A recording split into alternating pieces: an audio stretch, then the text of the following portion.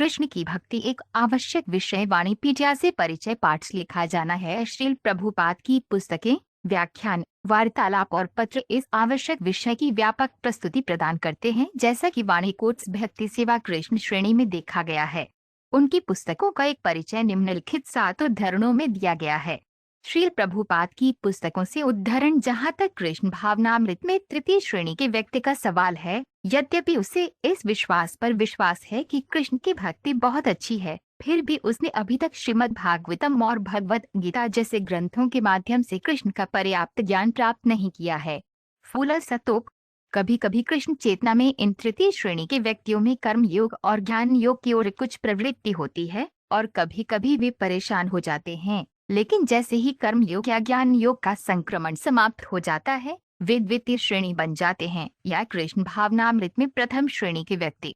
भगवद गीता 9.3। अग्नि भी कृष्ण है, क्योंकि अग्नि 5 भौतिक तत्वों में से एक है और इसलिए इसे कृष्ण की पृथक ऊर्जा के रूप में दावा किया जाता है। दूसरे शब्दों में, वेदों के कर्म कांड प्रभाग में अनुशंसित वैदिक बलिदान भी कुल मिलाकर कृष्ण है। या दूसरे शब्दों में, जो लोग कृष्ण की भक्ति सेवा में लगे हुए हैं, उन्हें वेदों में अनुशंसित सभी यज्ञों को करने के लिए समझा जाना चाहिए। भगवद गीता 9.16। यद्यपि व्यक्ति मूर्ख हो सकता है, कृष्ण सर्वबुद्धिमान होने के कारण उसे अपनी भक्ति सेवा में इस तरह संलग्न करते हैं कि वे धीरे धीरे भौतिक ऐश्वर्य को भूल जाता है। मुद्दा ये है कि हमें भौतिक समृद्धि के लिए प्रेमपूर्ण सेवा का आदान प्रदान करने का प्रयास नहीं करना चाहिए। यदि हम वास्तव में कृष्ण के चरण कमलों के प्रति समर्पित हैं, तो हमारी एकमात्र इच्छा कृष्ण को संतुष्ट करने की होनी चाहिए। वह शुद्ध कृष्ण भावनामृत है। समर्पण का मतलब यह नहीं है कि हम भगवान से कुछ मांगते हैं, बल्कि यह है कि हम पूरी तरह से उनकी दया पर निर्भर हैं। चैतन्य चरितामृत मध्य लीला 22.39। अपनी ऊर्जा को पदार्थ में बर्बाद करने की बजाय, जो निश्चित रूप से सर्वोच्च इच्छा से नष्ट हो जाएगी, बद्धात्मा को अपनी ऊर्जा का उपयोग भगवान की भक्ति सेवा में करना चाहिए, ताकि उसे दूसरी शाश्वत प्रकृति में स्थानांतरित किया जा सके, जहाँ वहाँ न जन्म है, न मृत्यु, न सृजन, न विनाश, बल्कि स्थायी जीवन है, ज्ञान और असीमित आनंद से भरपूर।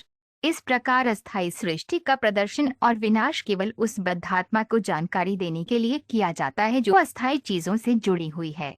इसका अर्थ उसे आत्म साक्षात्कार का मौका देना है, न कि इंद्रिय संतुष्टि के लिए, जो कि सभी सकाम अभिनेताओं का मुख्य उद्देश्य है।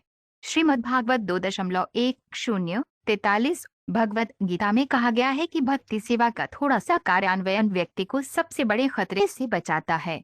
सबसे बड़ा खतरा आत्मा का एक शरीर से दूसरे शरीर में स्थानांतरण है और केवल भगवान की भक्ति ही इस प्रक्रिया को रोक सकती है।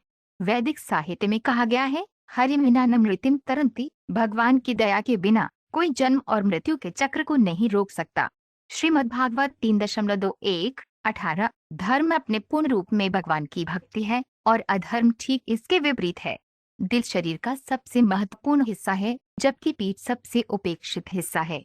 जब किसी पर दुश्मन द्वारा हमला किया जाता है, तो वह पीछे से हमलों को सहने में सक्षम होता है और छाती पर होने वाले सभी हमलों से सावधानी से खुद को बचाता है। सभी प्रकार के अधर्म ब्रह्मा की पीठ से उत्पन्न होते हैं, जबकि वास्तविक धर्म भगवान की भक्ति नारायण की छाती यानी नारायण की पीठ से उत्पन्न होती है। जो कुछ भी भगवान की भक्ति की ओर नहीं ले जाता वह धर्म है, और जो कुछ भी भगवान की भक्ति की ओर ले जाता है वह धर्म कहलाता है। श्रीमद्भागवत 3.1-2-25। जो ये समझकर कि उसकी स्थिति सेवा करना है, स्वयं को भगवान की सेवा में स्थानांतरित कर देता है, वह तुरंत वैकुंठ लोक का पात्र बन जाता है। भगवान के लिए सेवा को कर्म योग या बुद्धि योग या सीधे शब्दों में भगवान के प्रति भक्ति सेवा कहा जाता है। भगवद गीता 2.51।